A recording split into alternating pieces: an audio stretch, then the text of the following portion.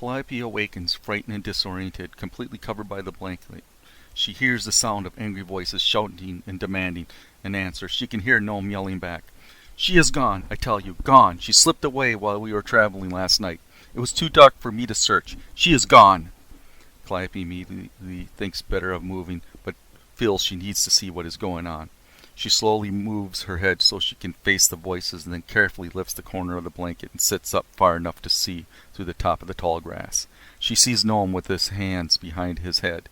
3 men with swords surround him. A 4th with a bow stands closer. Calliope... All 4 men are dressed in similar clothing, colored in the hues of the forest. I say we just kill him and take his stuff, says one. I'm sure he hid his money somewhere, another says. The soldiers in town took it. I swear, Gnome offers. Taxes, they said. Took it all. Left me the girl, and I thought I might sell her a mountain town. But she slipped away in the night. I have nothing, I swear. I say we just kill him and take what he does have, repeats the first. But I want the girl. She looks so tasty, says the third. The other men chuckle. And she would bring a good price in mountain town. Only if you leave her alone, Bastion, the first bandit joked. The 3 laughed loudly at this. She'd not be worth a copper after you were through with her, he continues. They laugh even louder. She can see the archer's shoulders moving with his laughter and relaxes the pull on his bow, though he leaves the arrow knocked. Calliope is shocked to hear that Gnome means to sell her, but she realizes that he's lying, like he did about his money. Gnome takes the opportunity of the men's laughter to glance in her direction. He locks eyes with her, and then looks to the archer. He looks to her again, then back at the archer. He looks to her again, and she can see the pleading in his eyes. Calliope's thinking, what does he want me to do? What can I do? The archer's bigger than I am, and the other men are bigger yet. If they catch me, she shakes her head. She doesn't want to think about what would happen if they catch her. If she stays there and do nothing, they will kill Gnome and surely find her anyway. And even if they don't, she will be alone without his help. Just days ago, she was ready to die rather than be caught. This is really no different, except Gnome's life is at stake now. She looks at the tree limb between her and the archer. That is too big. I will never be able to pick it up. Calliope peeks her head further from the blanket, ever so slowly to look around, hoping there is something else that she can use as a weapon. There is only the limb. It's just out of her reach.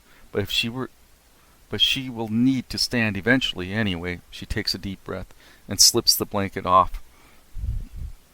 Rolling to her feet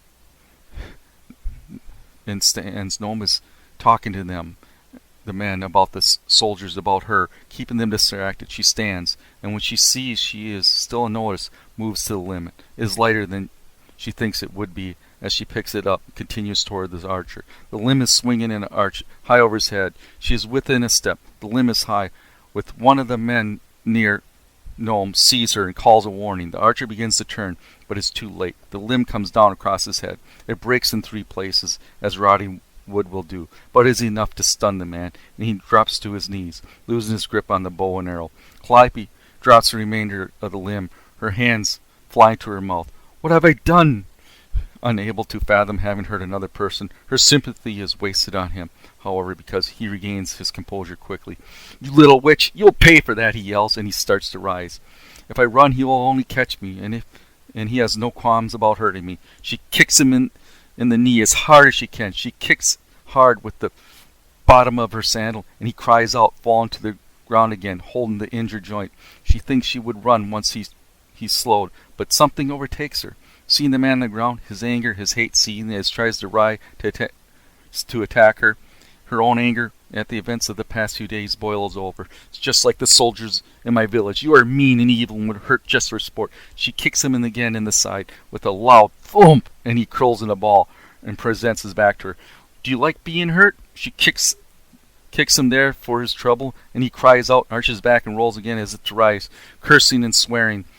You will not hurt me. I won't let you. She kicks him again. I won't let you. She repeats again and again. She kicks him. The archer is curled in his arms, guarding his hastened face, and only moans escaping him.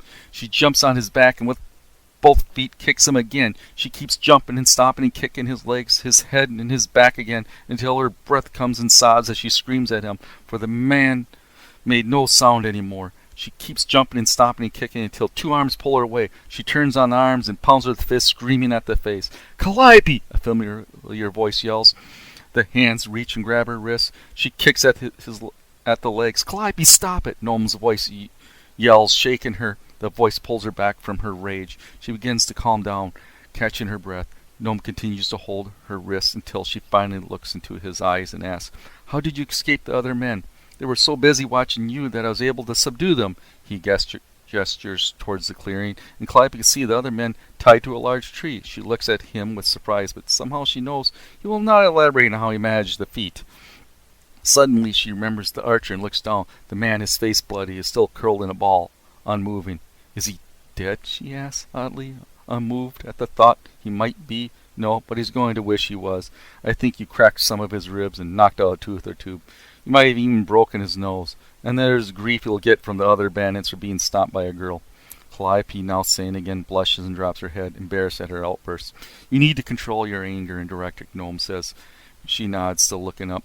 "I did feel good to let it out," she offers. He chuckles. "I'm sure it did, but you need to keep your head in these situations.